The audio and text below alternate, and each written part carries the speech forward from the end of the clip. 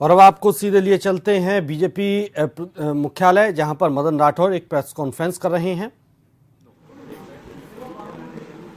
वैसे आप सबके तो माइक यही है। सीधे सीधे सीधे आदरणीय मदन राठौर जी से निवेदन करूंगा कि प्रेस वार्ता को संबोधित करें।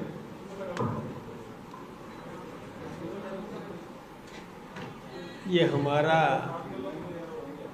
और हमारे हिंदुस्तान का ये सौभाग्य है कि हमारे देश के प्रधानमंत्री आदरणीय नरेंद्र भाई मोदी जी तीसरी बार देश के प्रधानमंत्री बने। हम इसे हमारा सौभाग्य मानते हैं। हमारे प्रधानमंत्री जी सदैव विकास के लिए प्रयत्नशील रहते हैं और आम नागरिक के जीवन स्तर को ऊंचा उठाने में कोई कसर नहीं छोड़ते।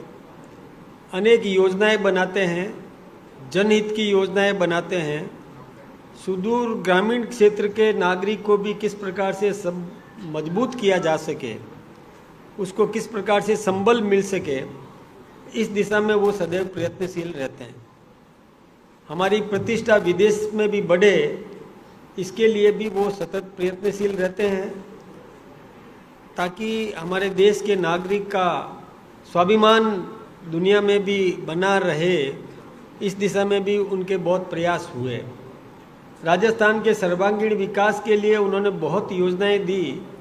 हिंदुस्तान के विकास में भी किसी प्रकार की कसर नहीं छोड़ी। हिंदुस्तान के आप चाहे रेल क्षेत्र में ले लो, चाहे सड़क मार्ग में लो, ऊर्जा उत्पादन के क्षेत्र में या जलदाय विभाग के क्षेत्र में, सिंचाई के क्षेत्र में, किसानों की समृद्धि के लिए कई योजनाएं दी। और प्रारंभ के 100 दिनों का मैं थोड़ा सा लेखा जोखा आप सबके सामने रखना चाहूँगा कि पहले 100 दिनों में लगभग 15 लाख करोड़ रुपए की उन्होंने परियोजनाएं शुरू की, जिसमें 100 दिनों में 3 लाख करोड़ की परियोजनाएं ऐसी थी जिसमें सड़क, रेल, बंदरगाह और हवाई मार्ग। इसी प्रकार से महाराष्ट्र के वधावन में 76,200 करोड़ के मेगा पोर्ट को मंजूरी दी। दुनिया में 10 शीर्ष बंदरगाहों में वो शुमार होगा। इस प्रकार का उन्होंने प्रयास किया। और PMGSY 4 प्रधानमंत्री ग्राम सड़क योजना चौथा चरण, जिसमें उन्होंने 49,000 करोड़ की केंद्रीय सहायता से 25,000 अनकनेक्टेड गांव को जोड़ने का काम किया, जिसके लिए 62,500 किलोमीटर सड़कें और पुलों का निर्माण करवाने का ये मंजूरी दी। 50,000 करोड़ की लागत से अलग से भारत के सड़क नेटवर्क को मंजूरी दी, जिसमें 8 राष्ट्रीय हाई स्पीड कॉरिडोर परियोजनाओं को उन्होंने स्वीकृति देने का काम किया।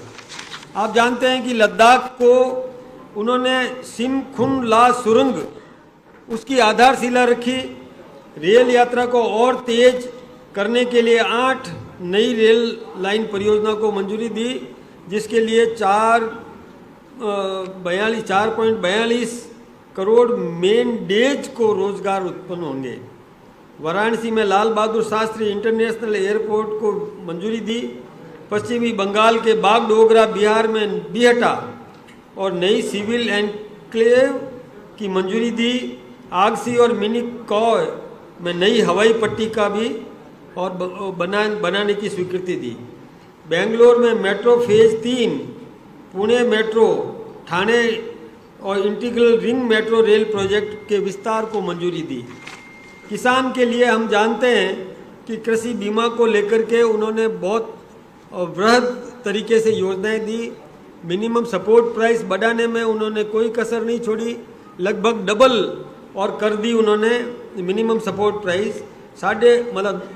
9 करोड़ 30 लाख का, और किसानों को जो रुपया दिया 20,000 करोड़ रुपया उन्होंने वितरित करवा दिया, जो आप किसान सम्मान निधि के रूप में आप सब जानते हैं।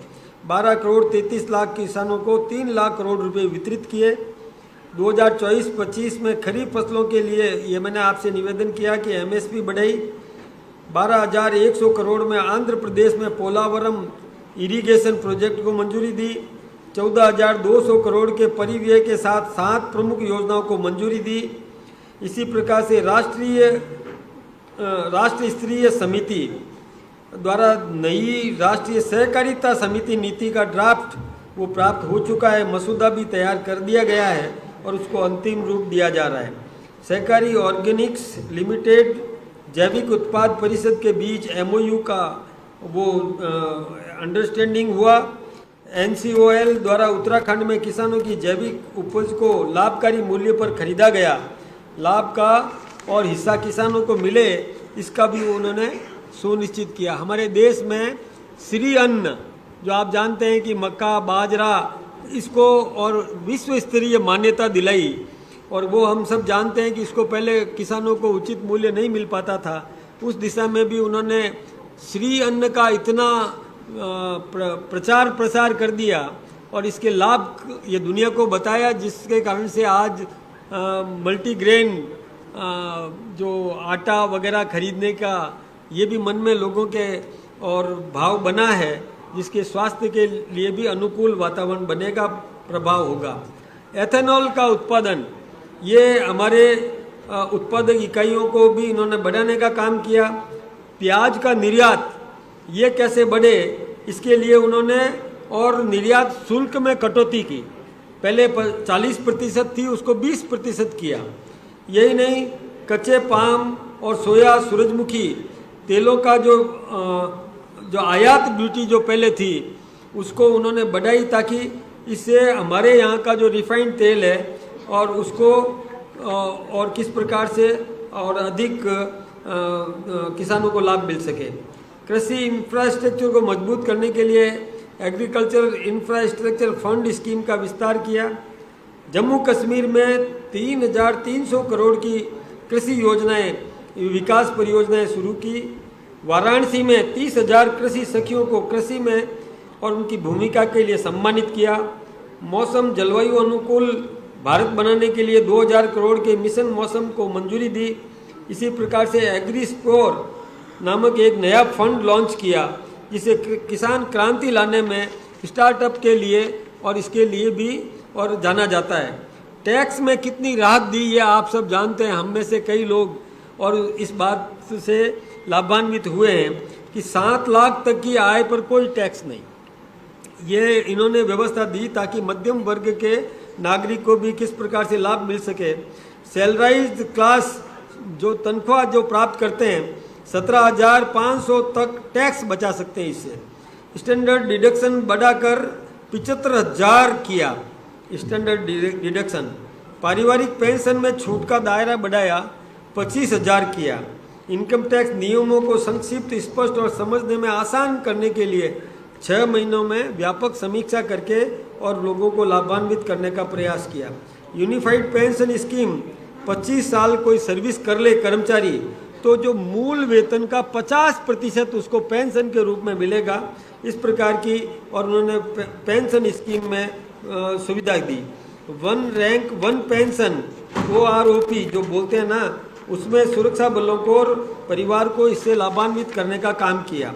मध्यम वर्ग के लिए शहरी योजनाओं में 1 करोड़ घर ये देने का काम ये किया। 2 करोड़ घरों निर्माण हो चुके हैं, उसकी और नहीं 2 करोड़ घरों के निर्माण की स्वीकृति दी। इसी प्रकार से PM सूर्य घर मुफ्त बिजली योजना, जिसमें घरों के ऊपर सोलर पैनल्स लगेंगे और ऊर्जा सिस्टम लगेगा और लगभग 2.5 लाख से ज़्यादा घरों में इस प्रकार का लगेगा, वो लाभान्वित करने का काम किया। ये बस सेवा में इन्वायरमेंटल फ्रेंडली सिस्टम तैयार करने में उन्होंने बहुत बड़ी स्कीम्स दी। नई बसों को खरीद करने के लिए 3,500 इस प्रकार की भी व्यवस्था दी। स्टार्टअप्स की वित्तीय राहत, इनोवेशन को बढ़ावा देने के लिए इन्होंने 31% का बोझ डालने वाले 12 से चल रहे एंजल टैक्स को समाप्त किया। ये बहुत बड़ी बात है। विदेशी कंपनियों के लिए कॉर्पोरेट टैक्स 40 से बढ़ाकर 35 किया ताकि इन्वेस्टमेंट यहाँ पर आए। वैश्विक स्तर पर ज़्यादा प्रतिस्पर्धी निवेश के लिए आकर्षण तैयार किया। भारत को वैश्विक अंतरिक्ष अर्थव्यवस्था में अग्रणी बनाने के लिए अंतरिक्ष क्षेत्र के अंदर भी और 1000 करोड़ का वेंचर कैपिटल फंड बनाया, जिससे ये शुरुआती है। इसी प्रकार से GENESIS प्रोग्राम, और इसके लिए भी स्टार्टअप के लिए gen next support for innovation startup program को मंजूरी दिलवाने का काम किया। यही आप देखिए, युवकों के लिए बहुत योजनाएं दी। इस ईज ऑफ डूइंग बिजनेस को बढ़ावा देने के लिए इन्होंने मुद्रा जो योजना थी, मुद्रा योजना, उसमें 10 लाख से बढ़ाकर 20 लाख की। कोई भी व्यक्ति कुटीर उद्योग लगाना चाहे या अपनी दुकान लगाना चाहे तो उसको शिशु लोन 50,000 तक का, वयस्क लोन 5 लाख से बढ़ा करके अभी पहले 10 लाख किया, अभी 20 लाख कर दिया। तो वो कोई 20 लाख रुपया लेकर के अपना रोजगार प्राप्त कर सकता है, तैयार कर सकता है। कोई निवार बनाए, कोई पलंग बनाए लोहे के, कोई वेल्डिंग का काम करे, इस प्रकार के कोई भी काम कर सकता है, तो उसको भी रोजगार लोगों को मिल सके, इस प्रकार का काम उन्होंने किया। व्यापार कोई करना चाहे तो वो भी इस प्रकार का ऋण ले सकता है, जिसकी गारंटी उसको कोई अपना पट्टा वगैरह जमीन नहीं रखनी पड़ेगी, और प्रधानमंत्री जी उसके गारंटियर हैं। इस प्रकार की योजना उन्होंने दी। MSME के लिए भी उन्होंने गारंटी स्कीम बढ़ाई और आसान ऋण मिल सकेगा बिना गारंटी के। Medium smalls micro smalls medium entrepreneur को बढ़ावा देने के लिए उन्होंने इस प्रकार की योजनाएं दी, और निर्यात प्रदान करने के लिए वैश्विक बाजार में और उसको सरलीकरण किया कि अब हम कच्चा माल निर्यात नहीं करेंगे, हमारा उत्पादन हम निर्यात करेंगे। इस प्रकार से come in India, make in India के आधार पर यहाँ पर उद्योग लगाने के लिए उन लोगों को और उत्साहित करने का काम किया। ऐसे ही सशक्त युवकों के लिए कि हमारा PM पैकेज की घोषणा करी, रोजगार कौशल को बढ़ावा मिलेगा, और 5 साल में 4 करोड़ 1 लाख युवाओं को इससे लाभ मिलेगा। 1 करोड़ युवाओं को टॉप कंपनियों में इंटर्नशिप के अवसर पर एलोवेंसेज और एक मुश्त सहायता राशि ये देने की घोषणा करी। केंद्र सरकार ने 15,000 से अधिक नियुक्तियों की घोषणा करी। 1,000 औद्योगिक प्रशिक्षण संस्थान, इसी प्रकार से EPFO के तहत आने वाले कर्मचारियों को 15,000 तक की प्रोत्साहन राशि देने की घोषणा करी। इसी प्रकार से 1 लाख तक की आय वाले कर्मचारियों को EPFO में सरकारी योगदान का फायदा मिलेगा। एम्प्लॉयज 1 लाख तक की आय वाले कर्मचारियों को जोड़ने में इस 2 साल तक 3,000 रुपये प्रति माह ये रीएम्बर्समेंट ये देने की घोषणा करी। ई श्रम पोर्टल का एकीकरण करने का काम किया। 12 इंडस्ट्रियल जोन के विकास के लिए नई उद्योगों को बढ़ावा और रोजगार सृजन का काम किया स्टार्टअप में। और ये आप सब जानते हैं कि खेलो इंडिया, उसके माध्यम से भी किस प्रकार से प्रोत्साहित किया जा सके, ऐसा काम युवकों में बढ़ावा देने के लिए और ये काम किया। दीनदयाल अंत्योदय योजना को 10 करोड़ महिलाओं, इससे भी ज़्यादा महिलाओं को और 30 लाख से अधिक स्वयं सहायता समूहों को प्रोत्साहित करने का काम किया। लखपति दीदी के बारे में आप जानते हैं कि PM मोदी जी ने 11 लाख नई लखपति दीदियों को प्रमाण पत्र जारी किए। 1 करोड़ से अधिक लखपति दीदियां 1 लाख से अधिक की कमाई कर रही है एक प्रति वर्ष प्रति दीदी। पर्यटन दीदियों को पर्यटन मित्रों के माध्यम से SHGS और युवाओं को सब पर्यटन से जोड़ा। 2500 करोड़ का कम्युनिटी इन्वेस्टमेंट फंड जारी किया। 5,000 करोड़ का बैंक ऋण जारी किया। मुद्रा लोन को वो मैंने आपके सामने निवेदन किया ही है। OBC, दलितों, अल्पसंख्यकों, आदिवासियों का सशक्तिकरण, इस दिशा में उन्नत ग्राम अभियान 63,000 जनजातीय गांवों के विकास की योजनाएं दी। 5 करोड़ आदिवासियों की सामाजिक आर्थिक स्थिति में सुधार होगा। और ई-नाम योजना, इसका विस्तार किया। और आप जानते हैं सामाजिक और आर्थिक सशक्तिकरण की दिशा में भी बहुत काम किया। दिव्यांग के लिए विशिष्ट दिव्यांगता पहचान पत्र जारी करने का काम किया, जिसे 3 लाख पहचान पत्र जारी किए। 60 वर्ष से अधिक आयु के दिव्यांग व्यक्तियों को 1,17,000 कार्ड इसमें शामिल किए कि उनको लाभान्वित किया जाएगा। इसी प्रकार से PM सूरज का विस्तार, अनुसूचित जातियां, OBC और सफाई कर्मचारियों के लिए आजीविका जो ये रियायती ऋणों का किस प्रकार से आम नागरिक तक पहुंच सुनिश्चित हो सके, इस दिशा में काम किया। एकलव्य मॉडल आवासीय विद्यालय, इसका विस्तार किया और 405 विद्यालयों में 1,23,000 से अधिक विद्यार्थियों का नामांकन हुआ है। नए विद्यालय और स्मार्ट कक्षाएं 40 नए विद्यालय बनाए। 110 विद्यालयों में जनजातीय विद्यार्थियों के लिए स्मार्ट परीक्षा कक्षाएं बनाई गई। वक्फ संशोधन विधेयक जो लाए अभी 2024, इसमें क्या किया, उनका प्रबंधन और संरक्षण के लिए ऑनलाइन पंजीकरण, निगरानी के लिए डिजिटल प्लेटफॉर्म तैयार किया, जिससे किसी भी प्रकार का विवाद नहीं होगा। और उसमें स्वास्थ्य के लिए देखिए आयुष्मान भारत योजना का विस्तार किया कि 70 वर्ष से अधिक आयु के सभी जो वृद्ध नागरिक हैं उनको 5 लाख तक का इलाज मुफ्त में किया जाएगा। 4.5 करोड़ परिवारों को 6 करोड़ वृद्ध नागरिकों को इससे लाभान्वित किया जा सकेगा। 75,000 नई मेडिकल सीटें बढ़ाई मेडिकल कॉलेजेस में। हेल्थ केयर सिस्टम को प्रभावी बनाने की दिशा में भी और मदद मिलेगी। नियमित टीकाकरण और डिजिटल बनाने के लिए विन पोर्टल शुरू किया। देश में डॉक्टरों का एक सेंट्रलाइज्ड डिपोजिटरी और बनाने के लिए नेशनल मेडिकल कमीशन ये तैयार किया। महिलाओं और बालिकाओं के लिए, किशोरियों के लिए सिकल सेल डिजीज के बारे में जागरूकता बढ़ाने का काम किया। कैंसर से पीड़ित लोगों को आर्थिक बोझ कम करने के लिए 303 कैंसर दवाओं का कस्टम ड्यूटी में छूट दी। इसी प्रकार से पीएम ई ड्राइव योजना में 10,900 करोड़ के परिव्यय से इलेक्ट्रिक एम्बुलेंस की सुविधा प्रदान की जाएगी। Digital health care, Ayushman Bharat health account पर स्कैन और शेयर सुविधा के माध्यम से और लाभान्वित करने का काम किया। इसी प्रकार से विज्ञान और तकनीकी के विषय में भी और राष्ट्रीय अंतरिक्ष दिवस मनाया गया। चंद्रयान और मंगलयान की सफलता पर और उन्होंने इस प्रकार का और प्रयास किया। अंतरिक्ष स्टार्टअप और 1,000 करोड़ के वेंचर कैपिटल फंड बनाए। आपदा प्रबंधन के लिए राष्ट्रीय डेटाबेस और ग्रामीण भूमि रिकॉर्ड के लिए भुवन पंचायत पोर्टल ये तैयार किया। और सबसे बड़ा मोबाइल उत्पादक हमारा देश बना है, ये स्वदेशी सेमीकंडक्टर सुविधाओं की स्थापना की।